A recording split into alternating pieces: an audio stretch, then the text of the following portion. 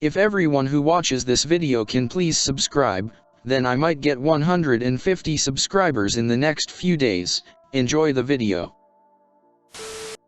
What is a not fun fact? Oftentimes when pandas have cubs, if they have more than one, they will choose which one to keep and abandon the other because she can't care for two. Grizzlies are the opposite. If they have a litter of just one, sometimes they'll abandon it and try to mate again the next year to try for a litter of multiple cubs. Sad face.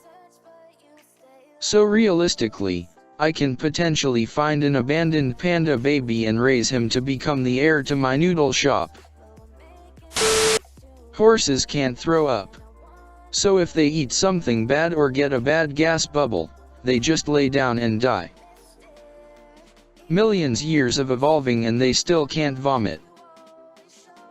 Beta horse. It was once thought for birds, parrots, magpies, to learn to talk, you had to release their tongue. This was done by cutting their tongue completely or partly off. Of course, without any anesthesia or painkillers. The tongue release plays absolutely no role in the bird's ability to talk. What was the logic there? Oh, this bird can talk but it has a tongue, so that must be an issue, because why are we mutilating birds again? Don't humans have a hard time speaking without a tongue? What are they thinking? Urine was used for teeth whitening and bleaching of clothes in ancient Rome. Yes, they rinsed their mouth with human and animal urine. Oh God, imagine all their clothes smelling like pee. They definitely wash it out with water, but there's gotta be that remaining sour smell. They left it to ferment beforehand so that they would get ammonia from urine. Greifswald Nuclear Power Plant, 1976, the almost Chernobyl of East Germany.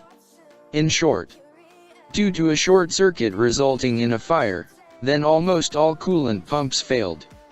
The New York Times says, a Chernobyl-scale nuclear disaster was prevented only when a single water pump in the emergency cooling system was able to draw off pressurized water heated to high temperature by the decay heat left in the reactor's core, thus preventing a meltdown. This incident became public with reunification in 1989. If a hamster gets too stressed, it will eat its kids. I had a hamster I had no idea was female. She had 7 babies. She ate 3 and suffocated the other 4. 2 weeks later, she broke out of her cage and found a mousetrap. That's a fun memory from my childhood. Well, that was a wild ride. The image that most people have of blobfish is based on a misconception. People think that's what they look like all the time, but blobfish adapted to live in deep waters, which means the deeper you go, the more water pressure there is. Their bodies are not meaty like fish but more gelatinous because they adapted to the water pressure. If you accidentally pull them to higher levels but with less water pressure, their bodies don't handle it well. There's nothing keeping their bodies intact, so their bodies explode. Basically, every photo you've seen of a blobfish where they look big and pink and, of course, blobby is a photo of a dead blobfish. Cute, fuzzy little sea otters are known to our baby seals to death. And penguins. Ducks also have this habit. Shockingly. I knew ducks are other ducks, but I haven't seen reports of them are seals. People with extreme scurvy start to have all of their old wounds open up. Everything with a scar is held together via an active process with collagen, and without vitamin C just sort of stop. What? Yup, this is true. Not quite as dramatic when Rogue borrowed Wolverine's regenerative power in the movie and he briefly turned into a 6-foot-tall pile of bleeding meat, but still pretty. That's what comes to mind. So if you survive a traumatic injury, especially to a critical area, eat your damn vegetables.